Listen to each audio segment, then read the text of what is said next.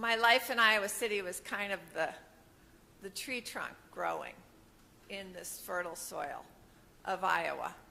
I eventually talked my way into the workshop. I wasn't a star, but and the teachers didn't notice me, but I got along well with my fellow students.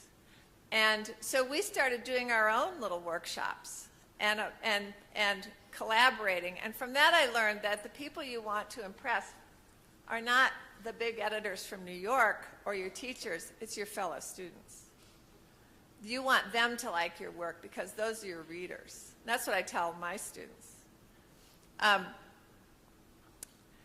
And so I lived in Iowa City for a long time. I lived all over. I lived in all different places. I had my Marxist boyfriend departed for Montana in order to do factory work and, you know, whatever. Because he didn't want to be an intellectual. He still wanted to work for the masses. But I didn't want to work for the masses. I wanted to write books. And so I took up with a bartender in Iowa City who had been to Vietnam. He was a Vietnam veteran, and he also had a BMW 750 motorcycle.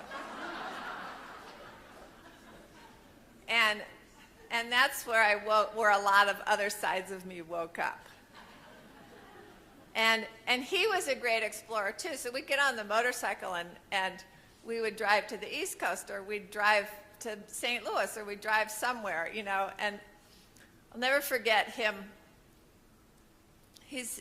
We're still good friends. And he says this is true, and I believe it's true because I have a distinct memory of it. But I'll never forget, he was a smoker.